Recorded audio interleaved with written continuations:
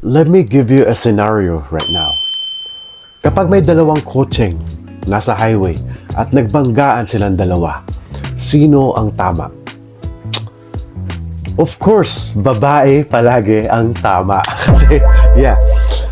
What I'm gonna talk about today is yung kahit gumawa ka na ng kasalanan sa lalaki. I think this is commonly happening in our society at sa mga sexual relationship partnership na nandito sa mundo ngayon, na even mali ng babae is yung lalaki pa rin yung humihingi ng tawad. But I'm gonna give you the most effective way na para humingi pa lalo ng tawad yung lalaki sa'yo kahit ikaw yung mali. So, kung bago ka pala dito sa channel ko, also like mo muna to.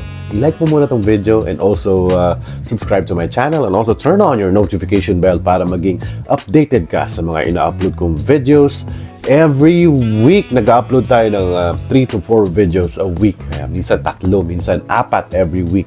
So that's scheduled on Monday, Wednesday, Friday, and Saturday. And also sa kalagitnaan ng ating video ay meron po tayong shout-out section, which is binabati po natin ang ating mga subscribers. Mamaya sa kalagitnaan, napang-abangan nyo, baka ikaw na yung nasama ngayon sa shoutout section na to. Kaya kung gusto nyo po masama, write down anything on the comment section. Gusto nyo papabati or monthsary or late Valentine's, kahit isang buwan na yung lumipas, batiin mo pa rin ng Valentine's. Ganun.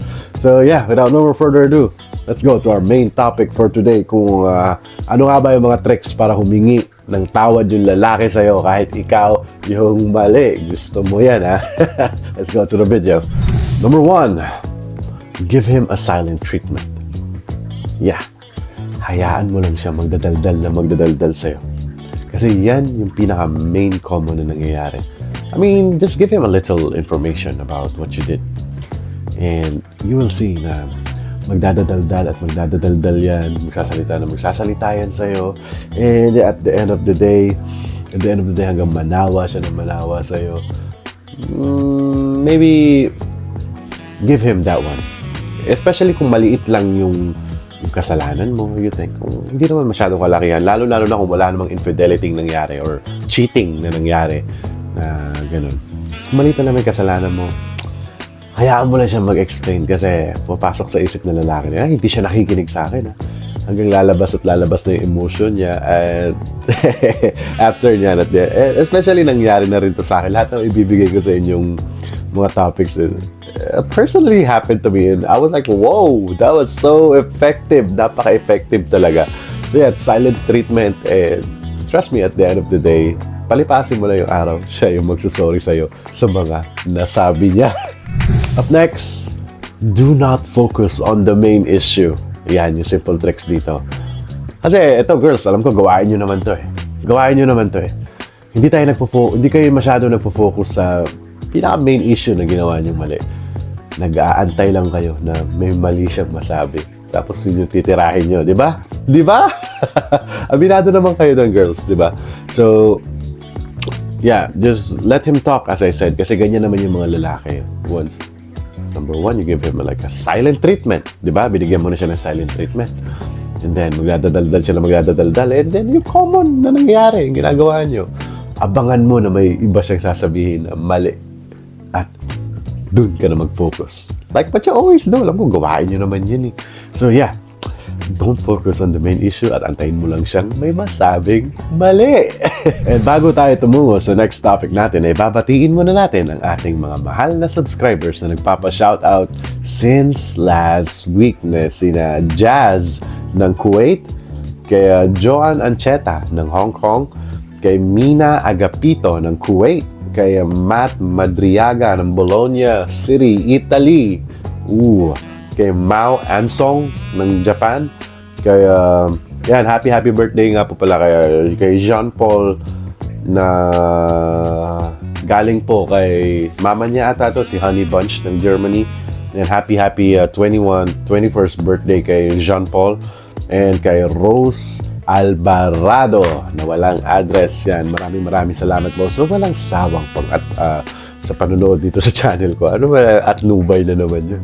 Yung walang sawang panonood dito sa channel ko. And also kung gusto nyo rin po masama sa shoutout section natin ay isulat nyo lang po yung mga pangalan ninyo, yung mga pabati ninyo, birthdays, anniversary, or late Valentine's na last month pa. Pwede yan. Tatanggapin pa rin yan ng jowa mo. So, yeah, at isa-shoutout po natin yan next week. Depende lang po kung kailan nyo po nilagay yung shoutout. Kaya i-check nyo rin po yung date of upload kung kailan in-upload dyan. Kung in-upload dyan ngayon, for sure next week, nandyan na po yung pangalan nyo next week. So, without no more further ado, let's go back to our topic for today. Mga tricks para humingi ng tawad ng lalaki sa'yo kahit ikaw yung mali. Number 3 is only apologize once. Ito effective to. And nangyari to sa akin.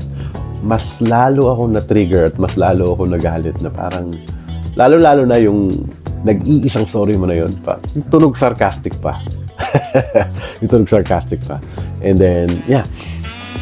At least you already apologize. At least you already apologize, di ba?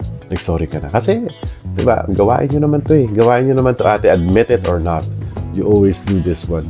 So, yeah, kung magdadadaldal pa siya na magdadadaldal, mas lalo na siya naghuhukay ng libingan niya. Kasi, nag-sorry ka na nga, di ba? And then, yung huli pa bato mo, ano pa pinagsasabi mo dyan, ha? Nag-sorry naman na ako, ha? Patay. Ikaw na yung nasa taas ngayon, di ba? So, yeah, just only apologize once on that guy. Kung gusto mo talaga. Nako, napaka-evil ko talaga. Pasensya sa mga lalaki na nakakanood nito, ha? Napaka-evil ko talaga. So, pasensya. So, yeah, just apologize once and trust me, he will apologize a lot to you after kasi mga tupakin kayo mga babae. And last but not the least is easy. Yakapin mo siya pag kumalma na siya. Okay? Pag natapos na yung kakaratrat niya sa'yo ng salita, pagpapaintindi sa'yo kung ano yung mali mo kasi gano'n naman yung ginagawa ng lalaki. He keeps on talking a lot para ipaintindi sa'yo kung ano yung nagawa mo mali na nakasakit sa kanya. Right? Yun yung mga nakasakit sa kanya. And after that one, just hug him. And trust me, after you hug that guy, he will sincerely apologize sa mga nasabi niya sa'yo. Of course, siguro may mga nabanggit na siya na masasakit na salita sa'yo. Kasi nga, sinunod mo yung 1, 2, 3 natin. Diba? Napaka-demonyo ko talaga yole. Diba? Yung ganon. And after that one, kumbaga, mind games lang to eh. Mind games to eh. Diba? And then, he will hug you and he will apologize to you for everything that he said. So, abangan mo lang yung perfect timing. Antayin mo lang yung pinaka-perfect timing na kalmadong-kalmado na siya. And then, just hug him.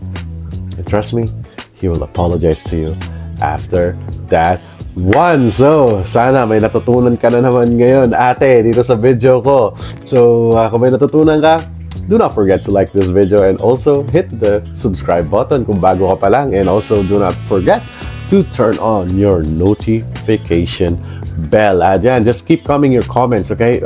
Isulat nyo na ng isulat yung comments natin at wala tayong mamimiss as long as loyal subscribers ka dito sa channel ko. Loyal ka?